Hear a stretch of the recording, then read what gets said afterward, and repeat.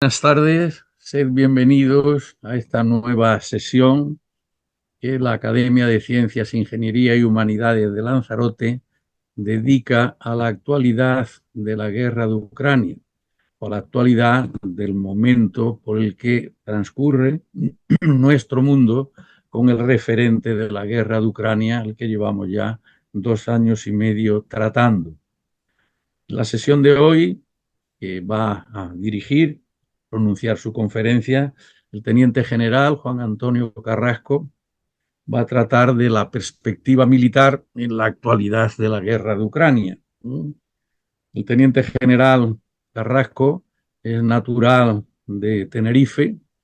Nos conocimos y él se integró en la cultura incipiente, renaciente y estimulante académica en Lanzarote durante su periplo como coronel del aeródromo militar de la isla de Lanzarote, ¿no? Ya ha tenido bastantes intervenciones en la academia y en concreto pues en estas sesiones que dedicamos a la guerra de Ucrania. Así que va a tratar hoy lo que denominamos ya tradicionalmente la perspectiva militar del conflicto en el marco pues, del orden mundial. Cuando quieras, querido Juan Antonio, tuya es la palabra. Buenas tardes y muchas gracias, presidente, por tu presentación por supuesto, gracias a todos los presentes en esta sesión por su tiempo y por la confianza que depositan en las palabras de este viejo soldado, pero que indudablemente para mí siempre ha sido y es un honor pertenecer a este grupo selecto y los buenos momentos que desde el principio que vine de ser en la academia hemos pasado juntos. Hace ya unos días, el pasado mes de septiembre, cuando hablamos, presidente y yo, sobre el título de mi intervención, me salió un poco así de soslayo, y dice, bueno, se volvía a dirigir hacia dónde nos lleva la guerra de Ucrania. Y el presidente me dijo, pero nosotros la perspectiva militar, porque para hablar de geoestrategia geopolítica ya tenemos a don Manuel. Digo, no, indudablemente, presidente. No es mi intención, ni mucho menos hablar de geopolítica o geoestrategia, porque ya ayer don Manuel Medina nos ilustró con una magnífica exposición que escucharé de nuevo en cuanto esté colgada, porque hizo una síntesis ejemplar sobre el orden mundial desde 1945 y sintetizó un tiempo que termina la Segunda Guerra Mundial, la Guerra Fría, la debacle de la URSS y luego, pues, cómo hemos llegado a este tiempo. Y una magnífica y siempre directa posición sobre el orden mundial y cómo está ese orden mundial y que indudablemente su exposición captó desde el primer momento la atención de todos, creo que por la claridad y por la síntesis que hizo, así que no voy a entrar en geopolítica, geoestrategia, pero sí que de alguna forma me retrotraigo a el año 2022, cuando todo este proceso de Ucrania y de Rusia pues estaba hirviendo en la marmita y después de 964 días de guerra, pues sí de guerra injusta, por supuesto, pues sí que hablaré un poquillo de esa relación, pero no en el plan de entrar en ello, sino simplemente por las reuniones que tuvimos con los analistas, con ciertos analistas entonces, y cómo se veía venir este conflicto, esta agresión, que había sido ya tratada y alertada por multitud de analistas y servicios de inteligencia que barajaron cuál sería su desenlace, haciendo una integración perfecta de lo que era la inteligencia que se estaba recibiendo y la historia. Y indudablemente, sí que quiero decir que la geopolítica y la estrategia han estado permanentemente de actualidad y muy ligadas al terreno militar, porque la guerra es la política entendida de otra manera o la continuación de la política de otra manera. Lo que sí es cierto es que en aquel entonces había señales evidentes de lo que se nos venía encima. y además señales que hablaban de lo que podía ser una debate económica a nivel mundial, que luego vino a grabar por otras circunstancias, venía ya a grabar por otras circunstancias.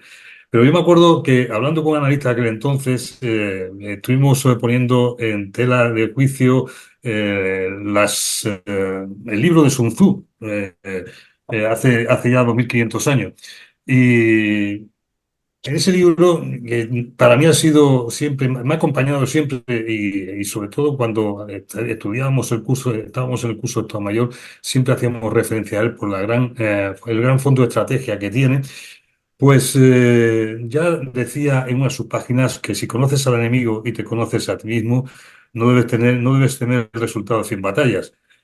Si te conoces a ti mismo, pero no al enemigo, por cada victoria sufrirás una derrota. Y si no sabes nada del enemigo ni de ti mismo, sucumbirá en todas las batallas. Bueno, en el caso de Ucrania, yo me quedaría con la parte intermedia, porque indudablemente ha sabido responder y hacer frente a una agresión que desde luego pues es injusta, es agresiva en todos los sentidos y sobre todo pues es una autocracia, los resultados de una autocracia que debemos tener muy en cuenta.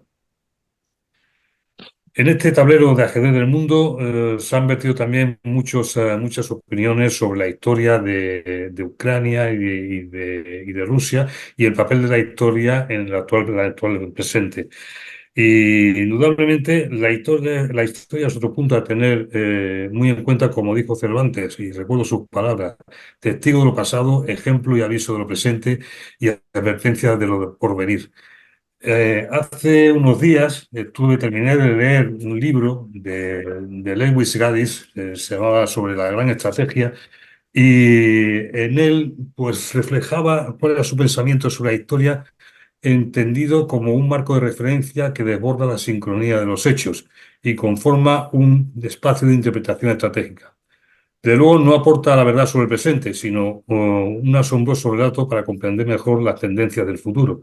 Y esto es importante porque aquí vamos viendo de lo pasado cómo algunas de esas cosas son referencias para lo que nos ha ocurrido. Hace unos días estuve en la presentación del libro de José María Peredo, que es un catedrático de Comunicación y Política Internacional de la Universidad de Europa en Madrid, y ha sacado un libro muy interesante sobre el orden mundial, geopolítica, tendencia y estrategia.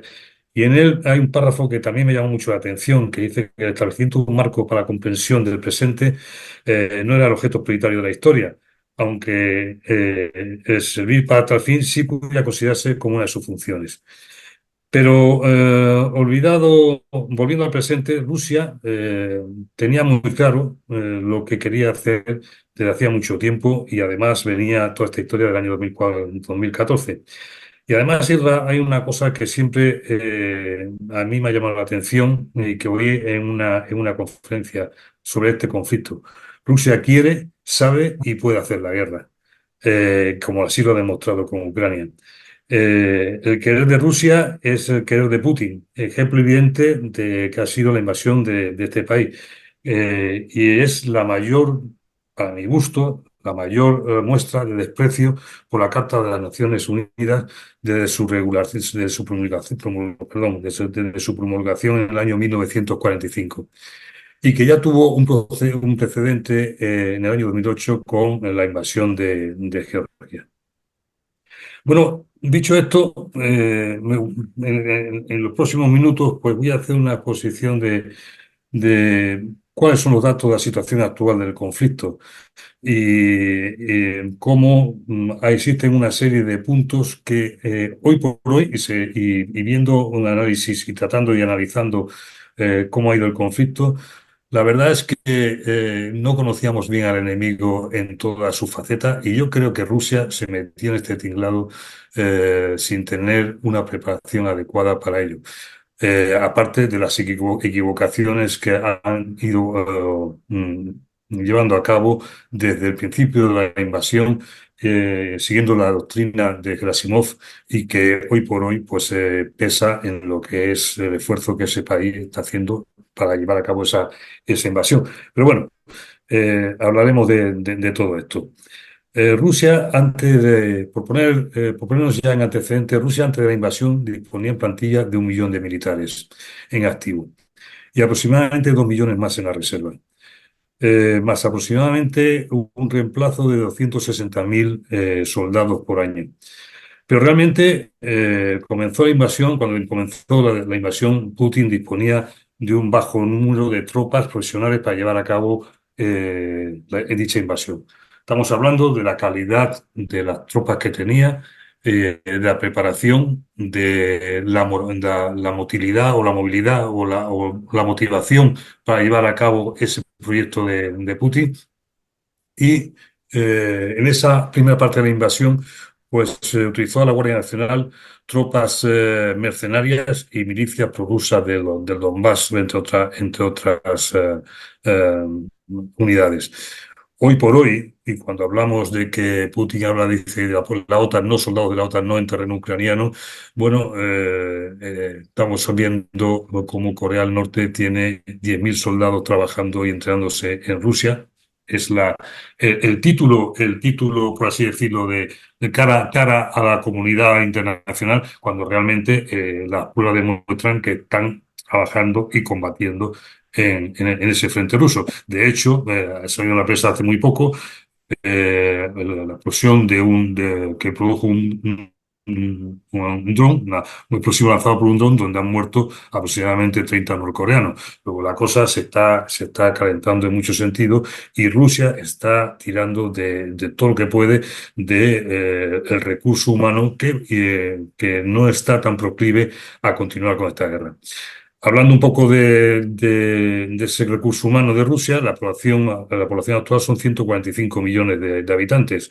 Esto está actualizado al año 2023. Si vemos las estadísticas y algunos resultados o notas que dan los servicios de inteligencia, desde que empezó esta invasión, la cantidad de bajas por parte de Rusia se aproxima a los 600.000. En otra fuente estamos hablando de unos 500.000, 500.000 entre fallecidos y heridos, bajas por heridos. Actualmente, lo que sí es cierto es que la cantidad de recursos humanos, de tropas que tiene Rusia dedicadas al frente, a este amplio frente de aproximadamente 3.300 kilómetros, son 500.000 soldados, sin contar con otros voluntarios que han hecho presencia en este teatro de operaciones. De frente tiene a una Ucrania con una población aproximada de 38 millones. Quiero hacer constancia de esto y hincapié porque una de las preocupaciones que se ve para el futuro de la defensa, por ejemplo, de Europa, es precisamente la caída demográfica que se está produciendo y dónde disponer de los ejércitos adecuados para mantener y asegurar de una forma fehaciente la seguridad de Europa. No tenemos realmente, sobre todo no están publicados en términos seguros las bajas ucranianas. Las cifras en tal caso pues podrían andar por del orden de los 100.000, 120.000 entre muertos y heridos. En otras notas de servicio de inteligencia hablamos de 180.000, 190.000. Por lo tanto, hay una ventaja tremenda de lo que a recursos de tropas se refiere por parte de Rusia y sobre todo por el reclutamiento que se está haciendo para poder suplir el número de bajas que en las últimas semanas y en los últimos meses va a un ritmo continuo muy elevado. Para Ucrania el problema es más preocupante porque se ha pretendido, se redujo en su momento la edad de reclutamiento, pero progresivamente se quiere reducir prácticamente hasta los 20 años. Esto indudablemente en una sociedad como la ucraniana, donde tiene 6 millones de gente desplazada de lo que es el país y las problemáticas que tiene en su propia seguridad, pues no augura nada bueno para lo que es mantener el esfuerzo bélico y de contención de Rusia e incluso de invasión de determinadas zonas de Rusia con este recurso humano por así decirlo, más limitado en todos los sentidos. De hecho, muchos analistas han dicho, bueno, la ofensiva de Kursk se podía permitir Ucrania habida cuenta de lo que tiene enfrente, del cansancio de las tropas que tiene continuamente desde hace 2 años y medio en los diferentes puntos de ese frente. Bueno, es discutible, indudablemente.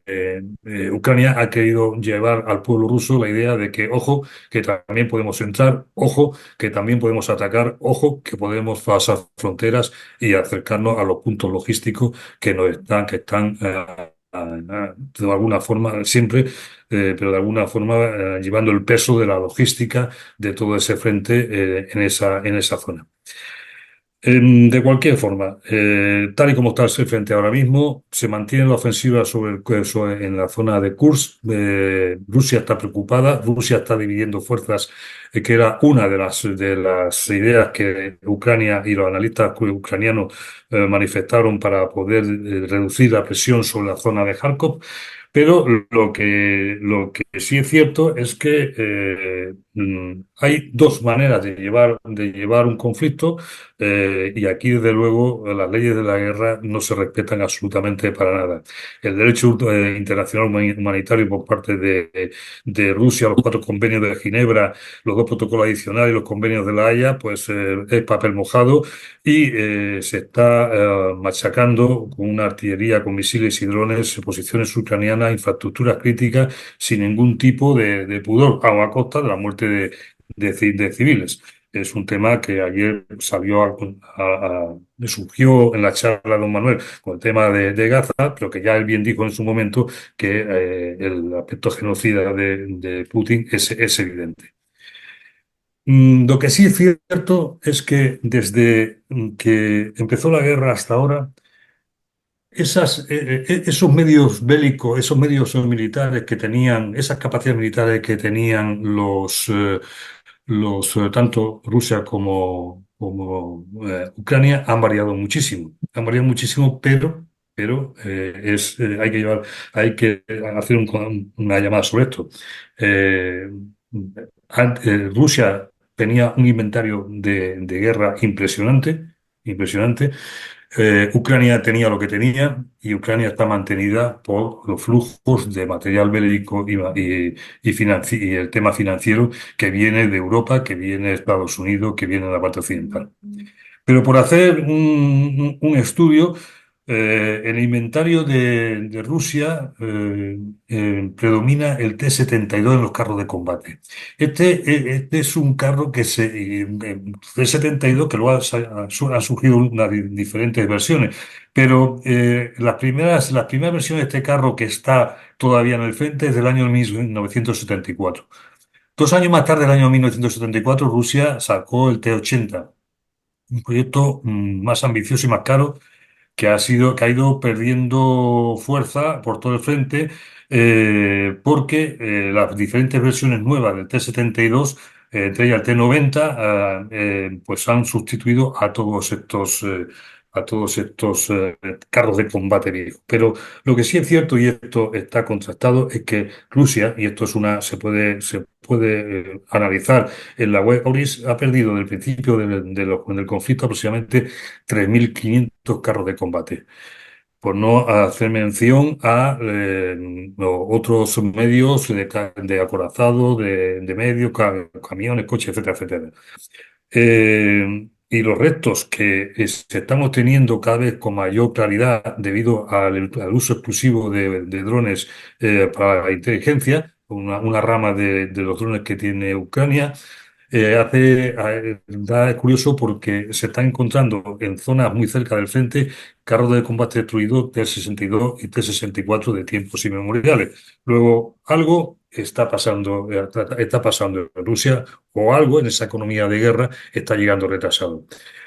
En el tema aéreo, por ejemplo, debo decir que está presentando en multitud de ocasiones el Sukhoi 57 como algo como un caza de quinta generación para hacer frente incluso a los medios más modernos estadounidenses, como puede ser el F-35.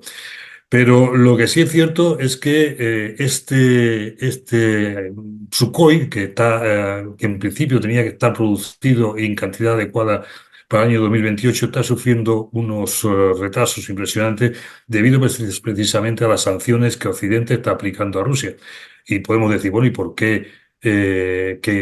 ¿Qué implica Occidente o qué tiene que ver Occidente? Pues en multitud de módulos y componentes que hacen posible que ese avión pueda compararse con una vez que está integrado todo, sobre todo en el tema de comunicación y navegación, a cazas como el F-22, el F-35 o el F-16.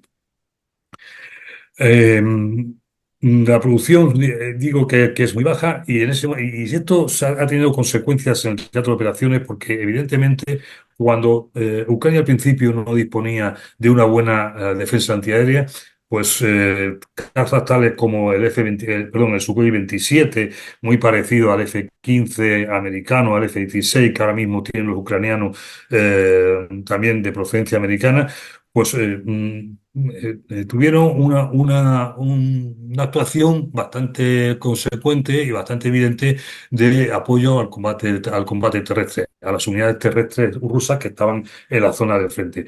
Pero en cuanto esas defensas antiaéreas se han modernizado, han llegado lo que son los medios de diferentes países europeos o de Estados Unidos, indudablemente ha hecho mucho daño en lo que es el empleo de la aviación en este conflicto. Y esto ha obligado en este plazo de tiempo a pensar, que Putin pensara y el Kremlin pensara y sus generales pensaran que bueno, que había que darle una vuelta al tema. Y por eso el incremento tan impresionante de lo que son drones, de lo que son misiles balísticos, etcétera, etcétera, que ya también en las primeras en las primeras etapas de la guerra, pues Rusia gastó mucho estos misiles que tenía en el inventario en atacar las infraestructuras de Ucrania, sobre todo las infraestructuras críticas de grandes ciudades y las infraestructuras críticas en Kiev. Pero que indudablemente pues, también ha hecho mella en lo que es la frecuencia de uso de esos misiles. Claro, esto ha sido inmediatamente suplido por el apoyo de Irán y Corea, y yo diría también de China, a lo que es el reemplazo de todos esos misiles y a poner otra vez el inventario de Rusia en perfecto estado de maniobra, como así se dice. Lo que sí es cierto es que desde el principio, y esto ha sido evidente, los misiles que lanzó Rusia y hasta fechas próximas tenían una falta de precisión bastante impresionante, y de ahí los daños colaterales, los daños laterales que ha hecho en hospitales, en apartamentos, etcétera, etcétera. Pero también se han preocupado mucho de lo que es la velocidad de esos misiles y sin embargo no han conseguido de una manera 100% tener un dominio sobre la precisión del misil en sí, sobre la maniobrabilidad del misil y sobre todo sobre la detectabilidad del misil. Bueno, indudablemente en este tema, los misiles consumidos durante los primeros meses atacando las unidades militares ucranianas y las infraestructuras, y luego lo que se empleó para irrumpir o interrumpir los flujos de armas occidentales, pues llegó a que tal existencia, como he dicho anteriormente, pues se redujera a tal punto que hubo un cambio evidente en el uso de los drones y en el uso de los drones kamikazes, en diferentes tipos de drones con explosivos, los UCAV, y sobre todo pues en los temas de los nuevos misiles que han traído. Pero indudablemente tanto uno como otro pues han incrementado la tecnología de esos medios y de hecho ahora mismo Rusia ha empleado una serie de armamentos lanzados desde avión, bombas guiadas, que se llama armamento de lanzar y tener objetivo a 40 kilómetros, cosa que también tiene ya Ucrania. Con lo cual, pues ahí hay una evidente lucha interna entre las dos fuerzas aéreas, entre la defensa antiaérea, que hoy por hoy pues está causando muchos daños a Rusia, indudablemente también a Ucrania, pero la respuesta de Ucrania es, yo diría, magnífica, claro, por supuesto, con la ayuda de Occidente. En lo referente a las fuerzas ucranianas, pues el gran talón de Aquiles que tienen es que la dependencia del exterior, que esto indudablemente pues ya ha tenido momentos críticos, como cuando, por ejemplo, quedaron congelados por el Congreso de Estados Unidos 61.000 millones de euros, pero que hoy por hoy pues ha sido suplido con la calidad de las baterías antiaéreas que han llegado a Ucrania, de los carros de combate, de los cohetes de largo alcance y sobre todo últimamente con los aviones que diferentes países han llevado o han dado a Ucrania para mantener una cierta superioridad aérea en lo que es la parte de defensa del territorio ucraniano. Eh, con todo y tal y como está ahora mismo la situación, desde luego las previsiones es de una guerra larga. De una guerra larga, una guerra de desgaste, que normalmente las guerras largas pues las ganan aquellos países que están más necesitados, los más necesitados, pero que en este sentido una guerra larga para Ucrania, pues hemos visto que tiene una problemática de recursos humanos y tiene una problemática de que depende del exterior, los cuales son, para mi gusto, dos talones de Aquiles que debemos tener, la parte occidental, tener una seguridad y un convencimiento de que estamos defendiendo un orden que nos interesa y que es fundamental para nuestro futuro. En esta campaña, desde el año 2022 hasta ahora, se ha visto también que la artillería, que era una de las capacidades olvidadas en los inventarios de los ejércitos occidentales, de hecho, porque no habían participado en guerras tales como esta, y eso pues, cuando estuvimos en Afganistán contra insurgencia, cuando estuvimos en operaciones de mantenimiento de paz, pues indudablemente el no uso de esta capacidad de la artillería de campaña pues ha ido reduciendo los arsenales y eso se ha sentido porque cuando Europa, Occidente, Estados Unidos han proporcionado a los inventarios de artillería de campaña a Ucrania, pues han dado cuenta de que de repente se han quedado ellos mismos sin estas capacidades. De hecho, hay un estudio que dice que la artillería rusa, el ratio de la artillería rusa sobre la ucraniana es de 5-1, pero ya ha llegado el momento de 10-1, que los disparos que ha producido, ha realizado Rusia al día, pues han variado entre 10.000 y 80.000, mientras que en los de Ucrania han variado entre 2.000 y 9.000. Esto explica el desgaste tan grande de material, de medios, de munición, que sale continuamente en los medios de comunicación debido a que Zelensky no para de pedir estos temas. Pero lo que es importante es lo que ha dicho, por ejemplo, Rheinmetall, que es el mayor productor europeo de munición de artillería. Este año, aproximadamente por el mes de febrero, comentó que los arsenales de Europa están vacíos y que se van a tardar 10 años en recuperar esos arsenales. Bueno, esto hay que tomarlo como entre comillas, porque una cosa son los inventarios y otra es la munición de guerra que todos los países tienen en su reserva para poder llevar a cabo cualquier tipo de defensa en un momento determinado.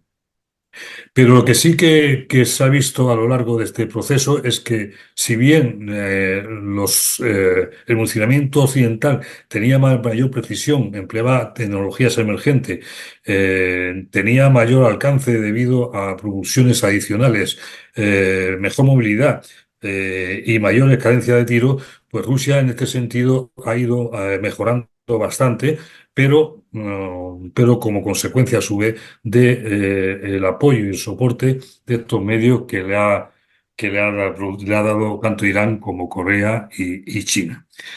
En lo referente al factor 2 importante de toda esta campaña, el número efectivo y el factor humano. El factor humano siempre es escaso. Siempre los sistemas son complejos, cada vez más son más complejos y caros.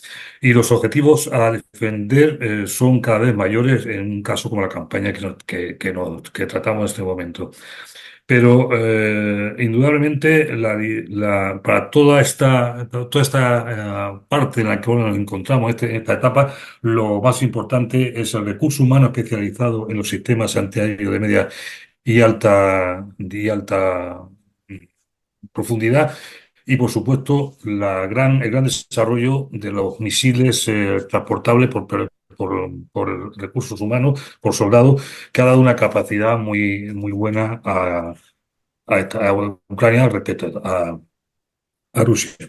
Por ir terminando, diré que si algo se ha visto también en estos 2 años y pico de guerra, es que las aeronaves no tripuladas han tenido un campo de batalla eh, impresionante en su desarrollo y que además en este conflicto se ha realizado y se está realizando un uso masivo de los UAS.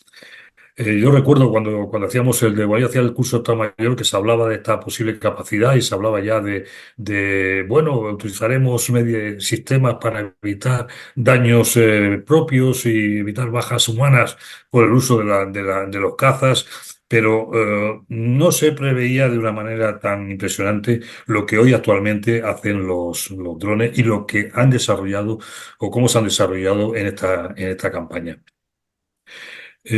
Por lo pronto, han dado a una y otra parte una minuciosa observación del campo de batalla, que de algún modo antiguamente pues, proporcionaban satélites y otro sistema.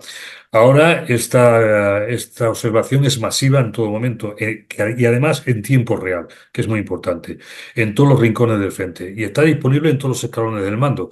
Antiguamente se utilizaban estos medios ya en los escalones superiores del mando para toma de decisiones. Hoy todas las unidades que están en campo de batalla utilizan estos medios, utilizan drones, tanto desde el punto de vista táctico como desde el punto de vista estratégico. Pero además es que en esta campaña se ha desarrollado algo tan importante como es los drones con armamento, los que llamamos los UCAS. En Ucrania se ha hecho un uso extensivo de estas capacidades, transformando el campo de batalla o el escenario de batalla, que a mí me gusta llamarlo más el escenario de batalla, en un espacio muy peligroso. Y no solo en el frente, sino también en lugares alejados de este escenario, como pueden ser las incursiones que, por ejemplo, están haciendo ambas naciones ya en profundidad. Antes era solamente limitado al frente y ahora se está haciendo en profundidad. Además, se puede alcanzar con estos medios, con los UCAV, y con municiones de precisión de largo alcance, pues silos de municiones, infraestructuras críticas de logísticas que llevan recursos al frente, etcétera, etcétera. Con lo cual, pues es un medio muchísimo más barato. Ahí he hablado de que alguien comentó que se había desarrollado un dron de cartón, pero lo realmente asombroso es que ya el otro día salía una fotografía donde un Rafale 2000 llevaba al lado un dron, un UTAF, que prácticamente tenía mayor envergadura que lo que era el Mirage 2000. Estos son unas posibles capacidades que los nuevos sistemas, los aviones de quinta y sexta generación, sobre todo de sexta generación, van a traer a los escenarios mundiales, es decir, enjambres de drones, cada uno con un mando operado por un mando y control, con inteligencia artificial y acompañando a los cazas que van a producir ataques en determinadas áreas. Lo más importante de todas maneras que se está viendo, y esto sí que es algo ya viejo dentro de la modernidad, en la necesidad del espectro electromagnético. Es decir, en el aire-espacio se busca un grado de superioridad aérea o un determinado grado de superioridad aérea. Que obtener un 100% de superioridad aérea es muy, muy difícil, implica mucho medio. Pero aquí actualmente se busca otro tipo de superioridad, que es el dominio de ese espacio electromagnético y al mismo tiempo que se obtiene ese dominio con la idea de degradar los sistemas de comunicaciones, navegación, radar y guiado de misiles de la otra parte, de lo que es el enemigo. Esto está ahora mismo en un desarrollo muy, muy potente porque ese dominio y esa interferencia a los medios en el espacio electromagnético del enemigo también se puede volver en contra nuestra. Con lo cual, pues las tecnologías que se están aplicando en estos momentos están trabajando precisamente en no implicar las interferencias que se producen al enemigo en nuestros propios medios. Bueno, y me gustaría terminar con otro tema que ya está entrando por derecho en los campos de batalla actuales, en los escenarios actuales, que es la inteligencia artificial. Su bautismo ha tenido lugar tanto en Ucrania como en Gaza. Y se está utilizando ahora mismo para apoyar las decisiones, los análisis de inteligencia y la selección de objetivos. El ejército ucraniano está utilizando un software de reconocimiento facial que es el Clearview, y que está siendo muy empleado precisamente para evitar la entrada de activos rusos, de filtración de activos rusos a través de su frontera. Pero no solamente esto, sino que además, por otro lado, desde el año 2023 se está utilizando un OV, el Shaker Scout, que está provisto de inteligencia artificial para localizar e identificar de forma autónoma los diferentes tipos de objetivos militares rusos, incluso aunque esté desenmascarado. Consecuencia de todo esto, bueno, hasta ahora, y esa es una línea roja, se está teniendo el control de estos vehículos, impidiendo que sean autónomos y que las decisiones se tomen en los puestos de mando. Pero veremos a ver, y el tiempo lo dirá, si en determinados escenarios estos vehículos tendrán decisiones autónomas, lo cual podría implicar ya entrar en terrenos muy peligrosos en todos los sentidos.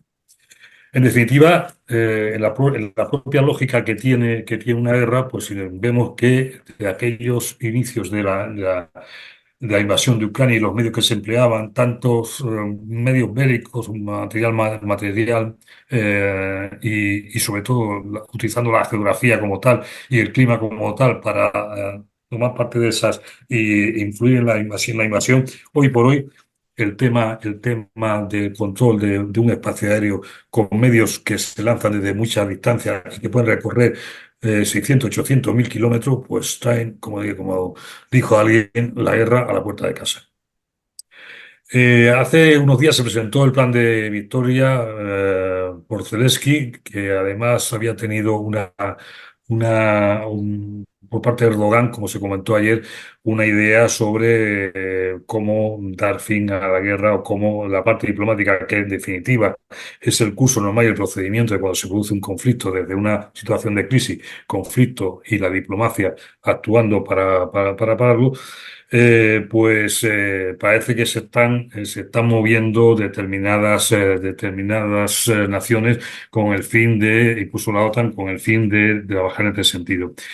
Las ideas reflejadas en el plan de Victoria de Zelensky son muy, muy fuertes para ser aceptadas hoy por hoy por Rusia, porque hay una exigencia de entrada en la OTAN, reforzar las defensas antiaéreas de lo que es Ucrania. Sabemos de lo que estamos hablando, sabemos que en Israel, Estados Unidos ha introducido el TAAD, que hoy por hoy es un sistema impresionante para destrucción de misiles balísticos, tanto en su fase de lanzamiento, o sea, en su fase de recorrido, como ya en la fase final.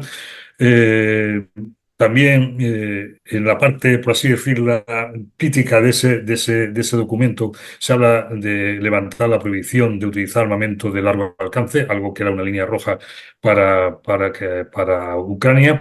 Eh, Armamento adecuado, levantar las restricciones aliadas también en lo que es el despliegue de armas disuasorias no nucleares en territorio ucraniano para hacer frente a cualquier amenaza militar de Rusia. La contestación de Putin no se hizo esperar, porque inmediatamente dijo que esto era un plan ilusorio y que para recuperar la paz en Ucrania, Kiev debería primero recuperar el juicio y entender las razones que llevaron al conflicto a Ucrania. Esto, viniendo de un genocida y de un autócrata como Putin, suena realmente a tomadura de pelo en todos los sentidos. Y por esta razón, lo que había comentado antes de que se prevé todavía una guerra de desgaste amplia y larga, y sobre todo ahora que hay otra preocupación evidente y otro foco en la parte de Israel, pues indudablemente veremos a ver cómo irá evolucionando esto de un conflicto que todos quisiéramos que terminase cuanto antes. Y nada más, me ha alargado un poquito, pero quería exponer esas ideas en el sentido de conocer o de comentar todo lo que se está produciendo en ese frente actual de guerra entre Ucrania y Rusia. Esto daría para muchísimas y muchísimas conferencias, pero yo creo que me he pasado de tiempo, que a lo mejor he aburrido al respetable, por lo que pido perdón, pero es un seguimiento día a día de lo que está ocurriendo y creo que es importante conocerlo. Pues muchísimas gracias, como decimos en términos militares in advance, por la atención y dispuesto siempre pues a la crítica, al debate y a lo que sea necesario. Muy bien. Bueno, de entrada, antes de las felicitaciones formales, cariñosas que nos hacemos con razones sin duda, yo he quedado encantado porque nos has hablado de los ejércitos, digamos, de las tropas, de la cantidad de personas de una y otra situación que están, digamos, siendo posibles de llevar al frente. Por otra parte, de los materiales de guerra que tienen unos y otros, desde los posibles inventarios, vamos a llamarle así, tradicionales o antiguos, hasta los que van apareciendo. Sin duda, también sobre lo más moderno, más actual, que son los dispositivos aéreos, ¿no? Bien, pues creo que estamos en el territorio de la perspectiva militar y bajo el signo que a fin de cuentas yo creo que si miramos hacia atrás 2 años y medio ya es guerra larga, larga de por sí, pero en fin, lo que nos has anunciado es que va a seguir siendo larga. ¿Eh? Con lo cual, no, pues en fin, esto no es, digamos, muy grato, ¿no? Frente a eso también nos ha planteado posibilidades de ir encontrando solución. Así que venga, empezamos las preguntas, los debates, el diálogo. Manolo, creo que querías hablar, ¿no? Manolo, abre el micro. Tienes que abrir el micro.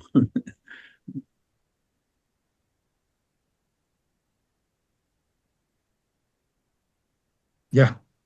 En primer lugar, quiero dar las gracias al general Carrasco. Yo soy un aficionado en cuestiones de estrategia. Él es un maestro, es un general con un gran conocimiento exacto. Mi interés por la guerra es, diríamos, como el que le gustan las novelas policíacas. Lo que pasa es que en la guerra matan a mucha más gente que en las novelas policíacas.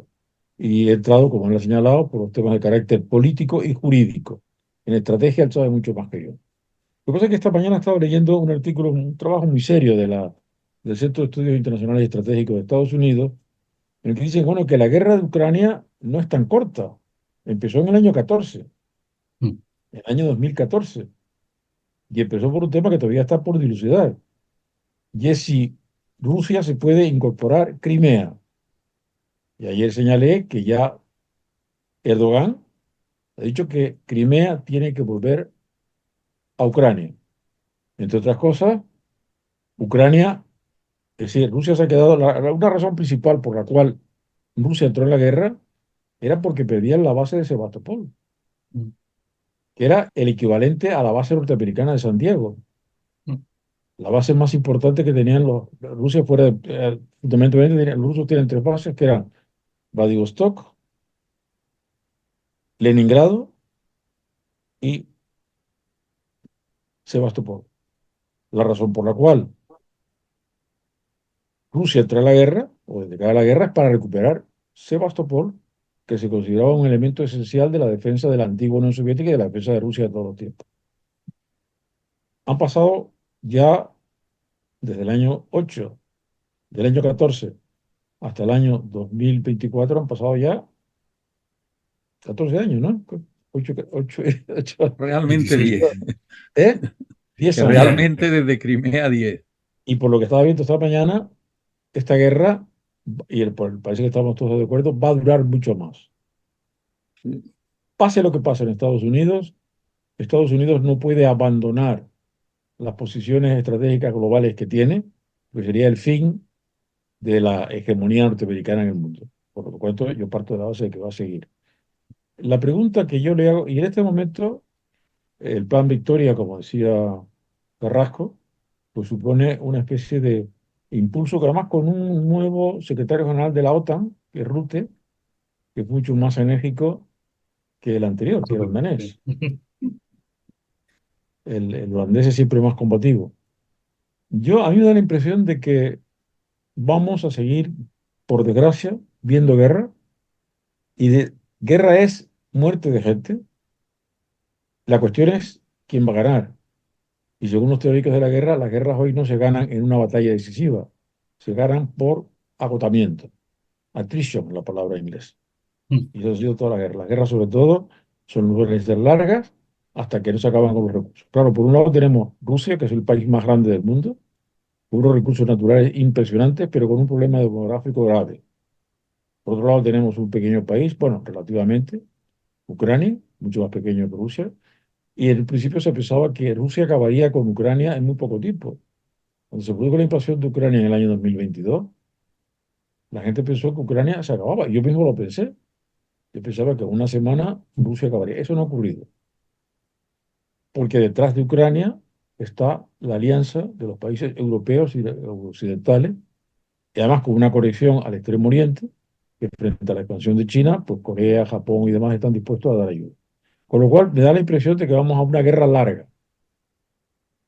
El general Carrasco ha dado los datos que son importantísimos, que es la superioridad militar en principio de Rusia, y por otro lado las posibilidades que tiene Ucrania. Lo que pasa es que Estados Unidos está luchando contra Rusia con una mano atrás, una mano amarrada atrás. No quiere emplear todos sus recursos militares porque Estados Unidos parte de la base de que necesitan a Rusia. No es que no quieran acabar con Rusia, es que la necesitan. En una estrategia como la que tiene el norteamericano de hegemonía mundial, no pueden permitirse el lujo de eliminar a un rival actual para potenciar a otro rival potencial. Me vuelvo de nuevo al tema, diríamos, geoestratégico general, pero sobre la base de la información que tiene el general Carrasco, que es muy completa y por lo que yo he visto muy acertada, la cuestión es si en efecto, es decir, cuánto tiempo, la cifra no me lo va a dar, pero me da la impresión de que la guerra va a durar mucho más tiempo y que no se va a resolver una victoria de Rusia, que Rusia ha entrado en una situación difícil porque la guerra se prolongaba demasiado. Ucrania tiene el apoyo de la OTAN, tiene el apoyo de los países de la Unión Europea, pero esta es una posición valorativa y por tanto no tiene gran interés.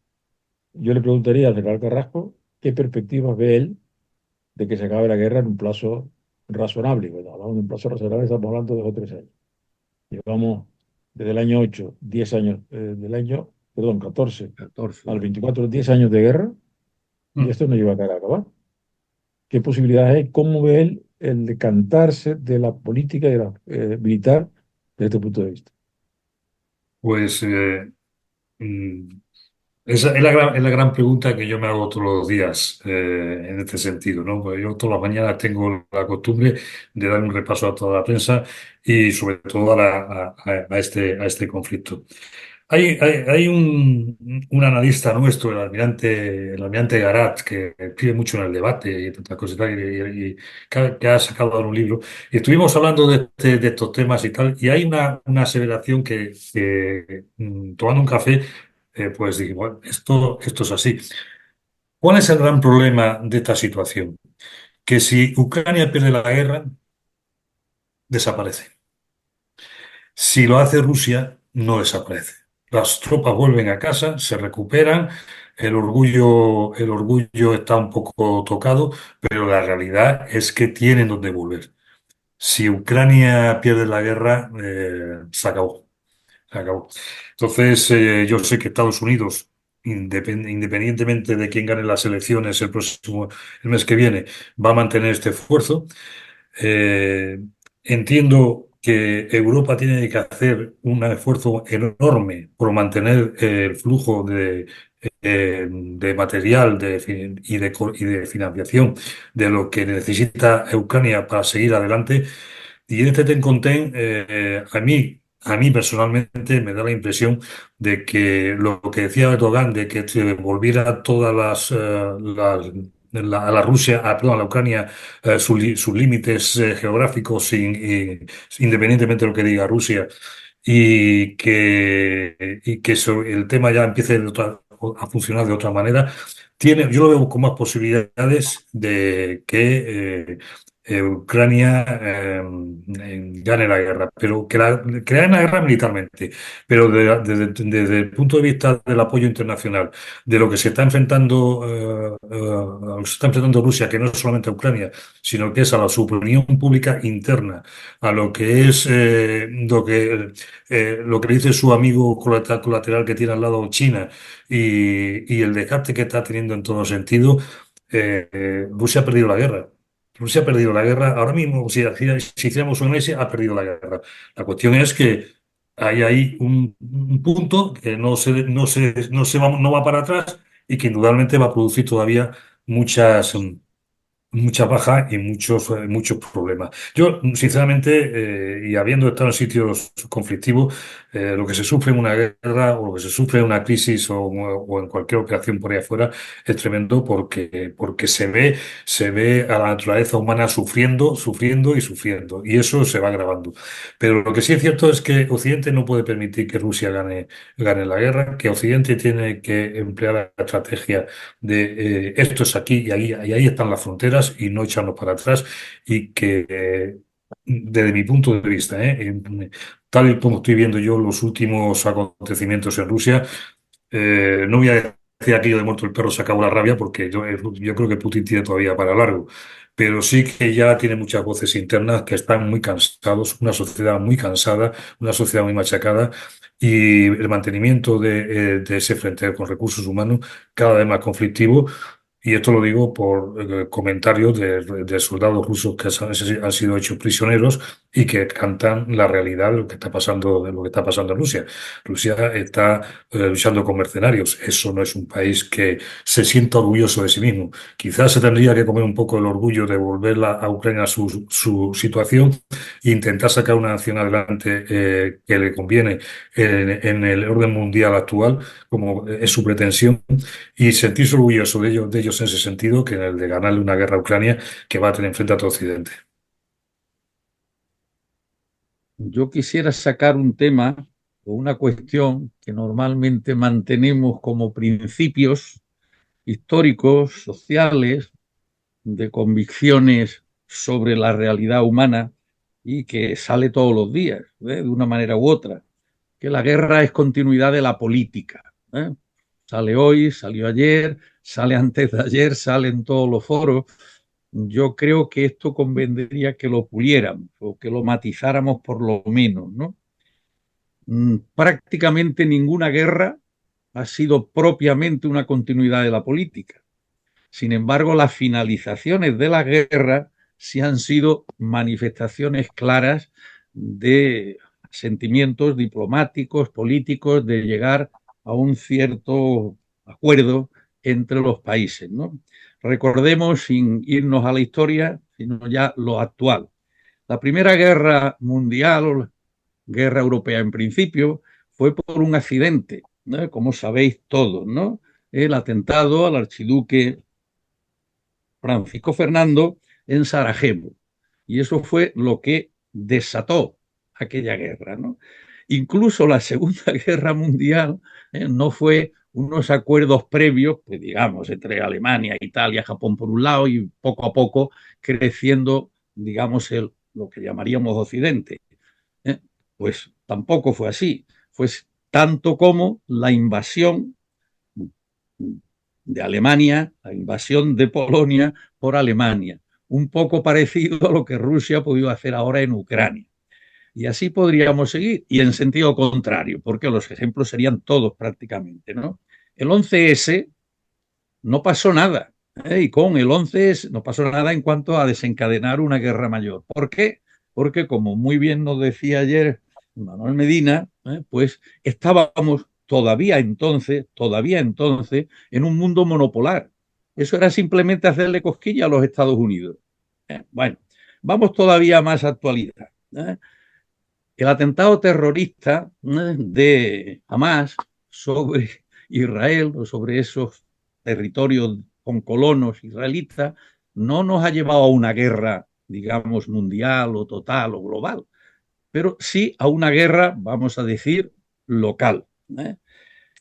El segundo movimiento, el de Hezbollah con Israel, ese sí tiene ya todos los, digamos, todas las connotaciones de posibilitar una guerra más grande, pero de momento al menos tampoco. Esa tensión o ese miedo que tenemos de la guerra israelí y Irán, por ejemplo, no, por esas mediaciones, eso no está, ¿no?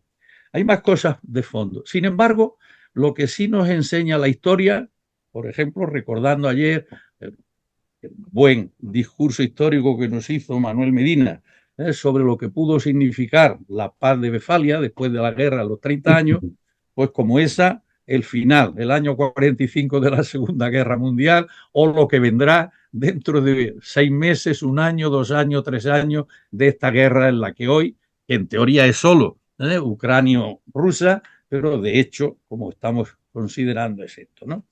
Sí, para que se liquiden la guerra sí hace falta una acción política, ¿verdad? Pero los comienzos normalmente son de actos que podríamos llamar terroristas, salvajes, no previstos, sobre todo el de la Primera Guerra Mundial. O sea, que aquello sí que hay un acuerdo absoluto, ¿no? Esto, desde este punto de vista, ¿cómo veis o cómo ves tú ahora, Juan Antonio, la posibilidad de que la política, es decir, la diplomacia, eh, en la búsqueda de los acuerdos?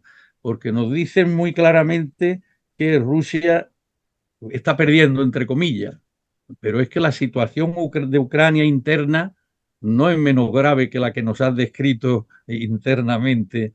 Ya la cantidad de soldados o de los que han estado en la guerra en Ucrania, ucranianos me refiero, las noticias de todos los días es la cantidad de los que han abandonado la guerra, de los que en los permisos transitorios logran escaparse de Ucrania para no volver a la guerra, la de los miles y miles de jóvenes que se están también, digamos, emigrando de Ucrania para no participar, el desánimo general. Es decir, que en los momentos actuales, siglo XXI, lo mismo, están desesperados, desilusionados los hipotéticos patriotas ucranios como los hipotéticos o reales patriotas rusos que has descrito también.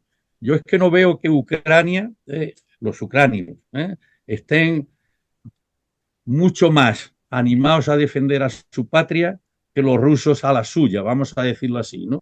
Entonces, creo que es el mundo total, y aquí sí es la política y la diplomacia las que tienen que buscar cómo se acaba esto, porque si todos seguimos pensando que esto va para largo, pues el asunto tiene migas, ¿no? Y yo pienso que va para largo también, ¿eh? No solo sois vosotros.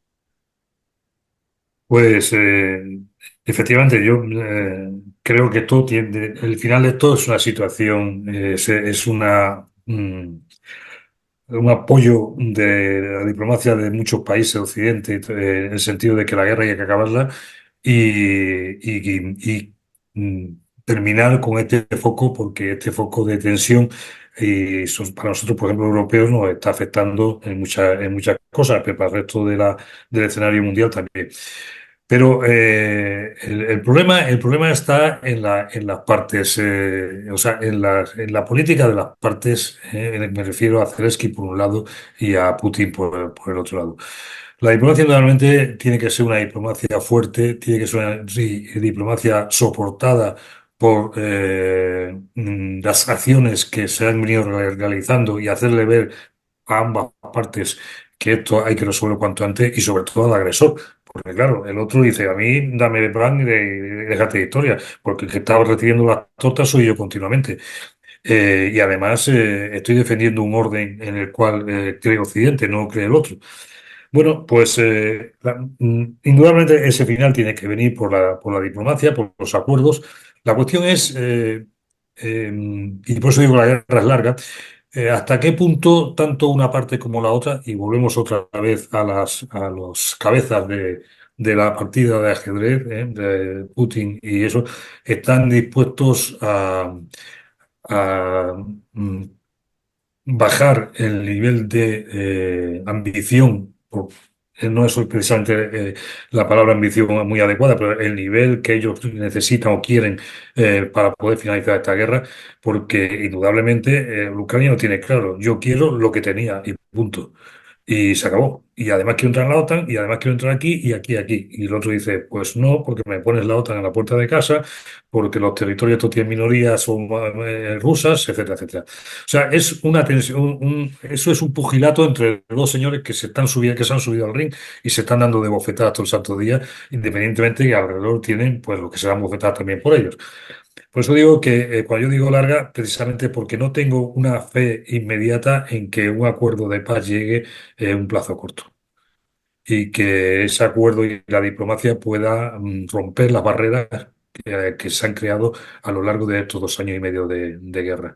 Por eso digo que para mí la guerra va a durar y indudablemente si la diplomacia se esfuerza en ello y a ver qué pasa ahora después de las elecciones en Estados Unidos, pues plantearle las cosas y plantearle al señor Putin que, ojo, tú puedes intentar, pero aquí estamos los demás para responderte. Y la diplomacia, acuérdate cuando la batalla de Inglaterra y todo, pues también tuvo sus historias, cosa que el Reino Unido nunca cedió. O sea, que la diplomacia siempre está ahí. Y la relación entre los estados también. Pero para mí, insisto, que la guerra sea más o menos larga depende precisamente de esos señores y de que acepten un final para ambas partes que sea el adecuado. Pero las ambiciones o los puntos sobre la línea roja están marcadas tanto por uno como por el otro. Mari,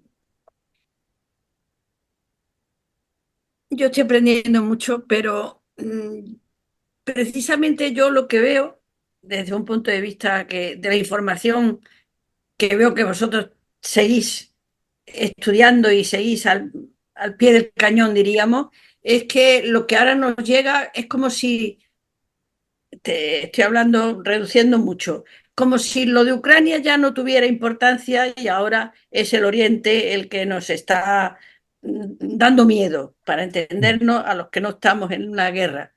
Y entonces es que no paramos, es que no paramos no sé, de tener focos terribles, de desencuentros, de guerras, de gente que muere, de gente que pasa hambre, de gente que... Yo la verdad es que da mucha tristeza, a mí me lo parece por lo menos. Pues Y tienes yo toda la no razón. sé si no, y yo no sé este paso si no vamos a tener que poner otras sesiones extraordinarias para estudiar o para comentar, porque esto llevamos ya mucho tiempo, claro, la guerra lleva mucho tiempo, eh, Sí, pero pero tenemos ahí, fíjate, es que a mí me da la impresión como que la tenemos más cerca. no, la tenemos, por los medios actuales de unos y otros, pero sobre todo de Rusia, la tenemos demasiado cerca. Ya, Demasiado cerca, ¿no?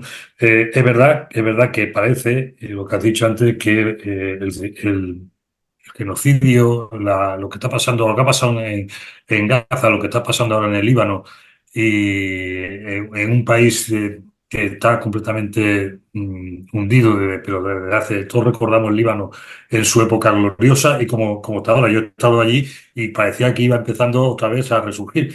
Pero hay una cosa que está constatada. Eh, el terrorismo transnacional existe. Y ahora mismo esas dos, por ejemplo, Israel tiene enfrente a Hamas, a Hezbollah, a los suníes, a los de Irak, etcétera, etcétera. Esos poco tensión llevan ahí años, años y años y años. En Taiwán llegan los chinos y hacen un ejercicio y poco menos que aíslan toda la zona. Si miramos a África, eso es un auténtico enjambre de genocidio en todas las direcciones, en todas las direcciones. O sea, este es el mundo que nos ha tocado vivir.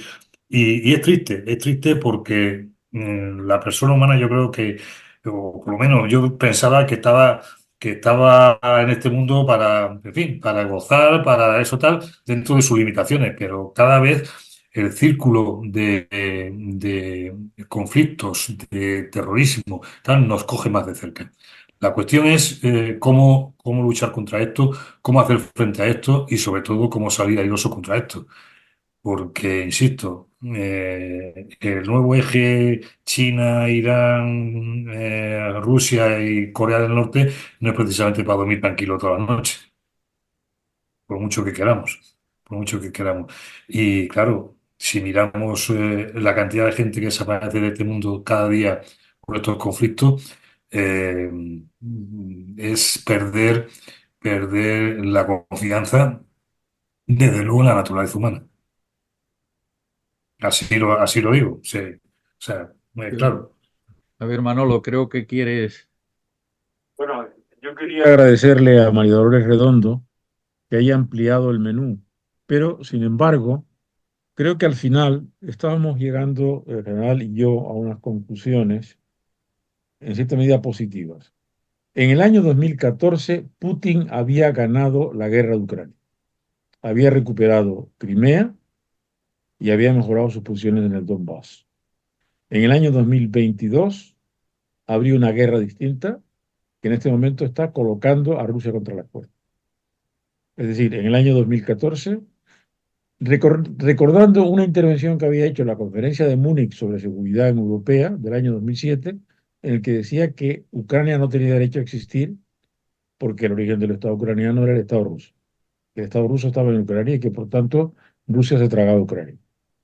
Se trata de una posición dogmática de un teniente coronel de la KGB formado en unas ideologías absolutamente belicistas de agitprop y demás, que puede llevar al desastre a Rusia. Lo único que pasa es que en este momento quien está defendiendo a Rusia es Estados Unidos, porque Estados Unidos no quiere acabar con Rusia. Estados Unidos necesita a Rusia y en algún momento tendrán que darse cuenta de que esto ya no tiene sentido.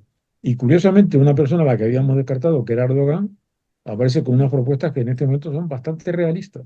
Si Rusia ha perdido la guerra y al perder la guerra pierde Ucrania, pierde Crimea, que es lo que había ganado en el año 2014. Se le puede reconocer algo en la parte del Donbass. Si a raíz de esto, creo, la razón por la cual Ucrania no puede entrar en la OTAN, porque es que en este momento hay una situación de guerra con Estados Unidos, con Rusia. De acuerdo con la OTAN, el artículo 5 obligaría a todos los estados de la OTAN, incluyendo España, a declarar la guerra a Rusia, cosa que no queremos. Pero, tal como van las cosas, Putin está llevando a Rusia a esta situación, a una situación en la que tengamos que declarar que Ucrania es miembro de la OTAN y que, por tanto, la invasión de Rusia sobre Ucrania es un atentado contra la OTAN y que, por tanto, los 32 estados de la OTAN tienen que intervenir para expulsar a los rusos de Ucrania. O sea, creo que Putin ha llevado a la situación a unos extremos a los que nadie quería llegar, pero que este lo ha llevado. Y que como consecuencia, quien va a sufrir no va a ser Putin, va a ser el pueblo ruso. Bueno, Sí, Juan Antonio, dinos las últimas palabras desde la perspectiva militar. Ah, perdón, que Abelardo quiere. sí, sí. Entonces, no se le oye. Tienes que abrir el micro, Abelardo. Bueno, primero que nada, agradecer tu conferencia, que, bueno, pues siempre es interesantísimo oírte con tus datos y tus conocimientos. No tengo que aclarar, porque casi es evidente que yo no tengo ninguna idea sobre las cuestiones militares desde que hice las milicias de alférez del Ejército del Aire allá por los años 70. No he tenido que ver ni desde el punto de vista político, ni desde el punto de vista militar, ni desde el punto de vista siquiera cultural. No he tenido un interés especial por la guerra, nunca. Pero quiero expresar mi opinión para esto. Yo creo que la guerra, en el fondo, no se quiere ganar. O sea, esta situación bélica no es consecuencia de las capacidades militares enfrentadas, es consecuencia de una estrategia militar. Y no se quiere ganar por varias razones. Una de ellas es posiblemente por la cuestión de la guerra nuclear posible, pero no creo que sea solo el único motivo. Quizás otro de los motivos, y esto puede ser una especulación excesiva, es que no se quiere acabar con Putin. No es que se quiera ser aliado con Rusia, que no se quiere acabar. ¿Por qué no se quiere acabar con Putin? Porque no hay sustituto. No hay nadie. Putin se ha encargado de acabar con todo el que le pudiera suceder. Y en la sociedad además rusa tampoco tiene estructuras, no ha sido nunca democrática, con lo cual tampoco se podía reorganizar. De tal forma que acabar con Putin podría ser un problema mundial enorme. Sería una especie de Yugoslavia. Rusia está constituida por enorme cantidad de etnias y gente trasladada en tiempos de Stalin de un sitio a otro, no fácilmente unidas. En fin, creo que en el fondo es una estrategia basada a agotar a Rusia, que ha demostrado ser un país, como no podía ser de otra manera, con un ejército mastodóntico, pero de pies de barro. Es decir, un país que es el 141 en corrupción mundial, de 180. Un país que tiene un PIB de Italia, y un Producto Interior Bruto de Italia, y un PIB la mitad de España. Pues meterse en una guerra de estas desde que se mantenga un poco larga, pues es un problema grave. Sí me preocupa las declaraciones de Trump. Trump ha declarado que, según un periodista muy serio, que ha sido el que estuvo en el Washington Post cuando las cuestiones del Watergate y que tiene 2 premios Pulitzer, o sea, no es una persona corriente cualquiera, dice que hay un continuo comunicado entre Trump y Putin. Y Trump puede ganar. No es una hipótesis implausible. Trump puede ganar la guerra. Y Trump puede aliarse con Putin. Y puede aliarse por varias razones. Primero, porque son ideológicamente equivalentes. Es decir, el American First de Trump es lo mismo que la Gran Rusia de estos dos. Porque los dos son antidemócratas y antieuropeos. Trump ha declarado, no hizo una transición pacífica, y Trump ha declarado, no ha aceptado que haga una declaración pacífica. Son dos antidemócratas, antieuropeos, y que pueden unirse por razones, y esto lo podemos ver dentro de nada. Muy bien. Sí, perdón. Oye, La pregunta es, primero, el ejército ruso ha demostrado ser un ejército, como no podía ser de otra manera, muy débil, es decir, mastodóntico y con muchas bombas atómicas, muy peligroso, pero un ejército que no está motivado, que no tiene calidad en sus dirigentes, en sus mandos, que no está bien, digamos, y bueno, no sé, quería hacer las preguntas, pero Paco tiene razón, es tarde y las dejo para la próxima vez que hablemos. bueno, Juan Antonio, dinos las últimas palabras para cierre formal, ¿eh? Sí. Y Bueno, dinos en la medida de lo posible si esta guerra puede continuar militarmente y si va a acabar militarmente o va a acabar, digamos, como resumen, en la vía, digamos, política o diplomática, ¿no?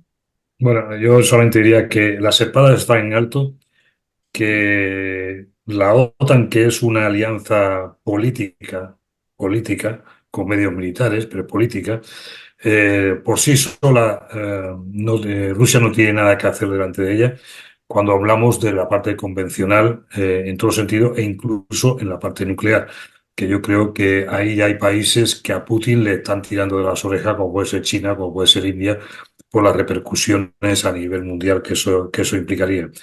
Indudablemente, la manera en este mundo, el pueblo ruso tiene mucho que decir. Lo que pasa es que el pueblo ruso es un pueblo sometido, con una sociedad completamente dividida y además con una extensión de terreno que impide incluso tener un conocimiento de unos y otros dentro del mismo país. Yo no sé si gana quién ganará. Desde luego, Trump y Putin se entiende. Eso está más claro que el agua. La cuestión es que, como decía don Manuel ayer, hay un doble control en el gobierno y la nación de Estados Unidos, que es el Congreso y el Senado y todas estas cosas. Tienen mucho que decir. Yo que estaba allí, la fuerza que tienen es impresionante. Por lo tanto, lo único que puedo decir es que de momento esto sigue, que a lo mejor, María Dolores, nos vamos a tener que ver en algunas sesiones más, porque la situación sigue como está, pero que empiezo a atisbar que hay una idea de que esto no se puede prolongar mucho tiempo por la cantidad de dinero que se está gastando, la cantidad de armamento, etcétera, etcétera. Pero se tiene que, no debiéramos los países occidentales pasarle la bronca que ha montado a Putin, darle una palmadita en la espalda y decir, bueno, te has portado mal, hijo, ya te perdonamos, pero vete ya para allá. No, hay que mostrar una idea de cohesión, de unidad y sobre todo de disuasión ante cualquier cosa que pueda hacer, que es importante. Este hombre solamente entiende de la disuasión. Se podrá poner todo el gallito que sea, pero una buena disuasión y además la voluntad, como decimos siempre, de ejercer esa disuasión es la única manera de que empiece a bajar el tono en muchas situaciones. Si a eso le unimos que está haciendo una campaña de desinformación y deberíamos nosotros hacerle también la respuesta a esa campaña de desinformación dentro de sus sociedades, pues a lo mejor sería otro medio de disminuir el tiempo para que esta guerra terminase y pudiéramos enfocarnos en otras materias. Y bueno, yo termino ahí pensando que tenemos un problema muy gordo y que cuanto antes lo resolvamos, pues mejor. Amén. Decimos el así sea en Sí, latín. Buenas tardes. Continuamos mañana con la guerra de Ucrania. Así que ahora nos despedimos y mañana continuamos. Buenas tardes otra vez. buenas tardes.